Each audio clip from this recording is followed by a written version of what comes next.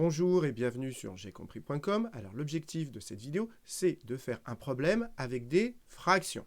Donc maintenant, comme d'habitude, appuyez sur pause, essayez de faire tout seul cet exercice et on se retrouve juste après pour la correction.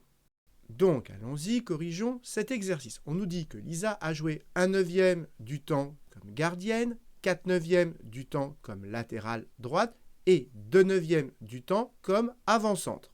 Et première question, on nous demande pendant quelle fraction de temps Lisa a-t-elle joué?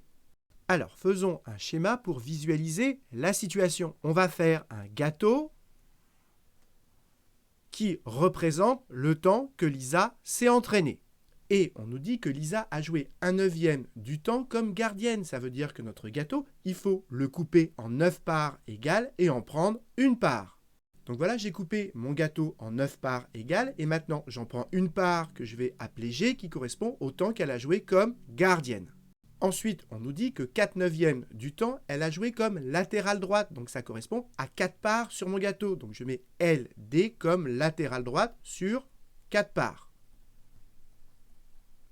Et ensuite, on me dit qu'elle a joué 2/9 du temps comme avant-centre. 2/9, ça correspond à 2 parts comme avant-centre. Je mets AC comme avant-centre. Donc sur 2 parts, AC et AC.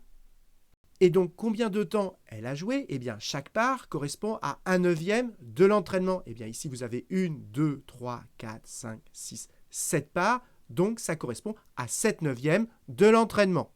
Et pour l'écrire mathématiquement, il suffit de faire 1/9. C'est ce qui correspond à cette part où elle était gardienne, plus 4/9, c'est ce qui correspond à ces 4 parts, et vous l'avez compris, plus 2/9, c'est ce qui correspond à ces 2 parts.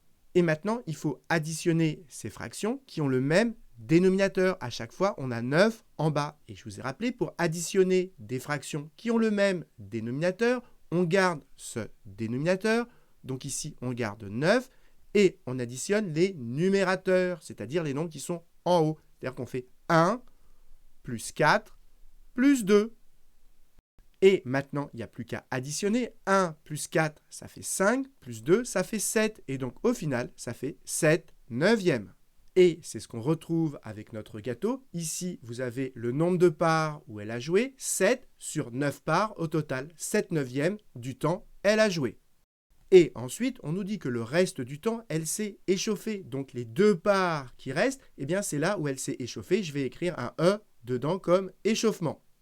Et on nous demande à quelle fraction du temps ça correspond. Eh bien, 2 parts sur les 9, autrement dit, 2/9 du temps. Alors, comment on aurait pu trouver ce résultat sans faire le schéma? Déjà, prenons un exemple plus simple. Prenons un gâteau, j'en prends un quart. Combien il en reste? Vous allez me dire 3 quarts. Pourquoi 3 quarts? Parce que 1 quart plus 3 quarts, ça fait 4 quarts. 4 divisé par 4, ça fait 1. Ce qu'il faut comprendre, c'est ce qu'on prend plus ce qui reste, ça doit faire 1. Donc ici, 4 quarts. Donc nous, Lisa, elle a joué 7/9 du temps, plus le temps où elle n'a pas joué, c'est-à-dire où elle s'est échauffée, c'est ce qu'on cherche. Eh bien, la somme des deux, ça me fait mon gâteau complet, c'est-à-dire 9/9. Et comme ici, on a 7/9, pour aller à 9/9, vous comprenez bien, il manque 2/9. Et donc, ça veut dire que Lisa, elle s'est échauffée 2/9 du temps.